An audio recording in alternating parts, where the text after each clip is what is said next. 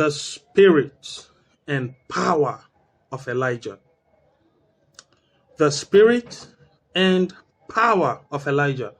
Now, I'm going to be saying something here about this. In the days of Elijah, those days were sinful days. Those days were dirty, corrupt, defiled, evil, immoral, ungodly days, the days of Elijah. It was the days when the people of God in Israel, the Israelites as at the time, they were filthy with sin. They were corrupt with ungodliness.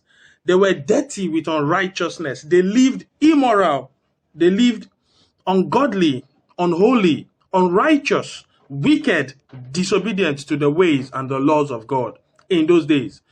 The days of Elijah were the days when immorality was on the rise, idol worship on the rise, witchcraft, sorcery, soothsaying, and all of these things connected with witches were so much on the rise in those days. It was the days when lustfulness, fornicating, adultery, immorality were on the rise. The days of Elijah were the days where murder, theft, robbery, crime, wickedness of all sorts were on the rise. Why was it so? It was so because the land of Israel at that time had a leadership of witchcraft, a witchcraft-based leadership. What was happening? Look at this. They had a king by the name Ahab. Ahab was an Israelite. And then he went to marry a strange woman from an idolatrous land by the name Jezebel. He married Jezebel.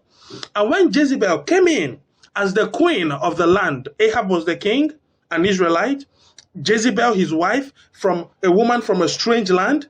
When he brought Jezebel in as the queen of the land, she influenced him and then made him to abandon the real God of the Israelites, Jehovah.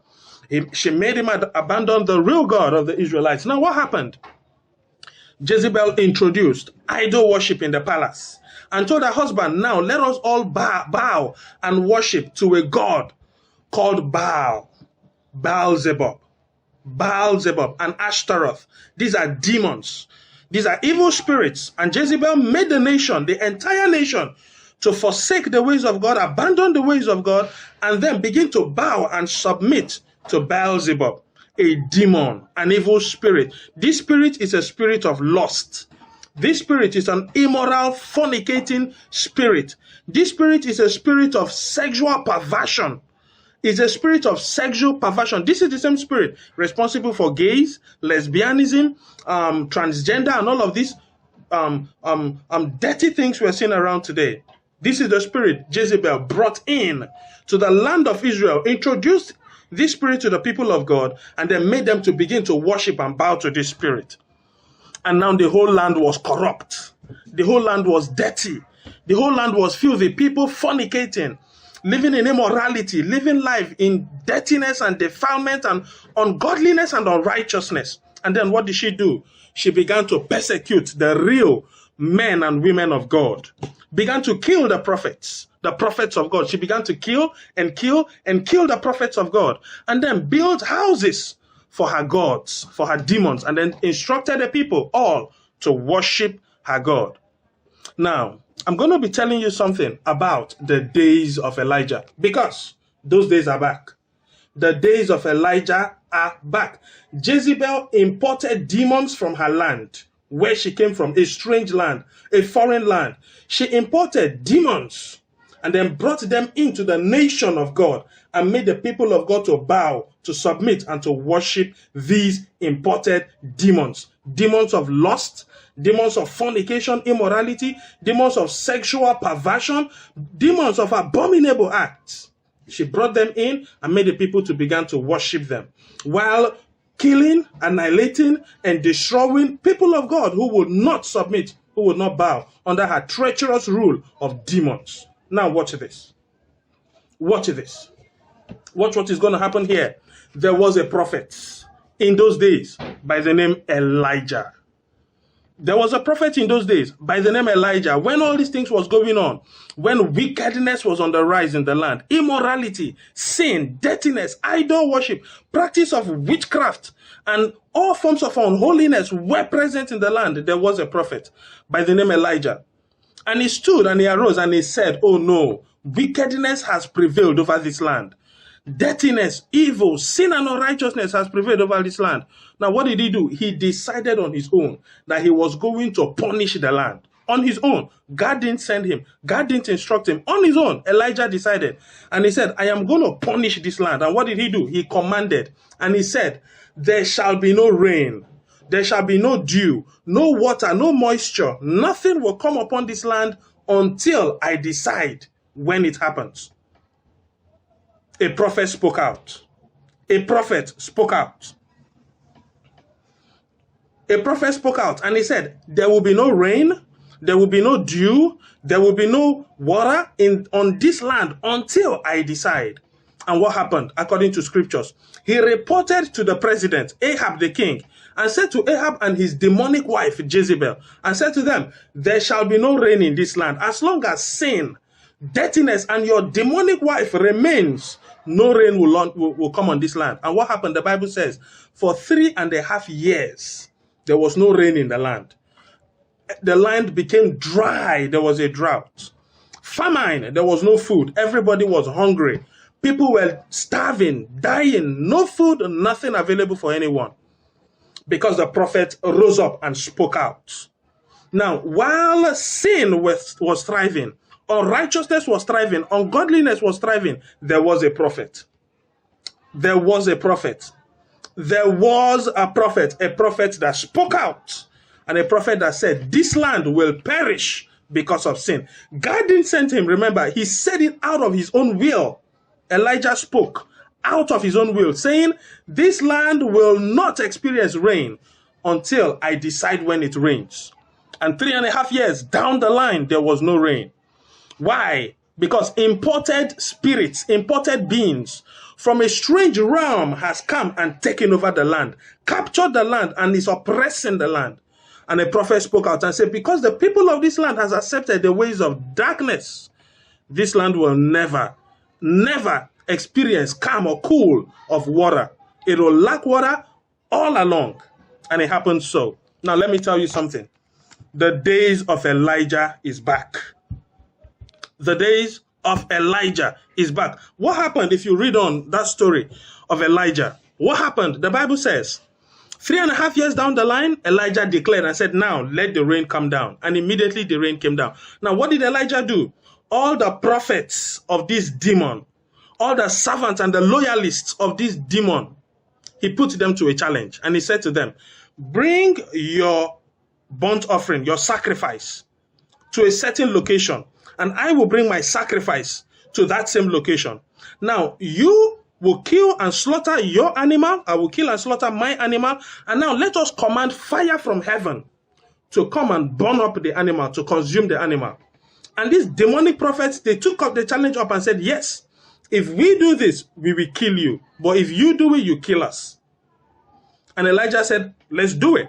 And then they went. The prophets of this demon, the prophets of Baal, they brought their animal, brought their sacrifice, and then they kept it on the altar they built. Elijah brought his animal, brought his sacrifice, and also kept it on the altar he built.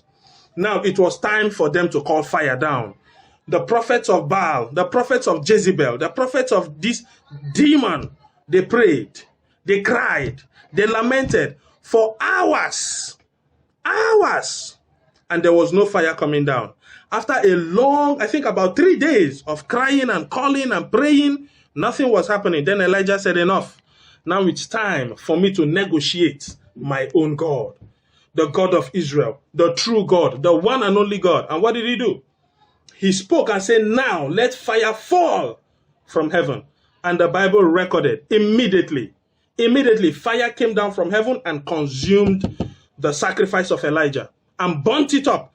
Even when he had poured water, so much water on his sacrifice, before calling down the fire, he poured water, so much water on his sacrifice, so it will be wet with water. And the Bible said the fire came, consumed the water, swept the water up, swallowed the water up, dried the water up. Dried the water up so much that you couldn't even notice that a drop of water was on that area, and then burnt the sacrifice. And what happened? The Bible says Elijah took a sword and killed in one day 3,000 prophets of Baal. 3,000. He killed them. The Bible says, thou shalt not kill. But the same Bible says, do not allow a witch to live. And Elijah took the battle to himself and on his own killed 3,000 prophets of a demon. 3,000 prophets of a demon. When Jezebel the queen heard what Elijah had done, she began to haunt his life. And Elijah prophesied and said, if I be a man of God, you, this queen, you will die a horrible death, and dogs will lick your blood and eat your flesh. He spoke out, and eventually what happened? The king himself died. His queen also died. She was thrown off from the window of her room, a very high level, up, a building with many floors. And from the top, she was thrown down, and she fell on the floor, and her body split into pieces. Dogs came, licked her bones, licked her blood, and ate up her flesh, just as the prophet prophesied. Now, what am I saying to you? The days of Elijah is back. Now in the world, imported demons are dominating the world. Imported demons. They are now in the place of authority. In the White House, they are there. In the seat of government, all over the world, they are there. Imported demons. Dark spirits, dark powers, spread across the entire globe. These spirits and powers are coming from a strange planet, from a foreign planet, from a strange realm. They are coming, and then they've infiltrated our realm, infiltrated our world, infiltrated our planet, and they've taken over the entire space. And now what is happening? See how sin, dirtiness, corruption, immorality, lust, sexual perversion, sexual abominations. See how it is thriving in our society.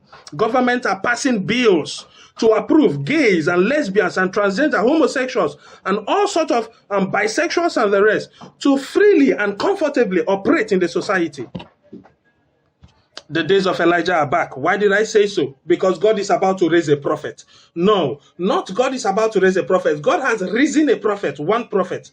One prophet that will crush the bones of Jezebel. That will crush the bones of Jezebel. God has raised the prophet, one prophet.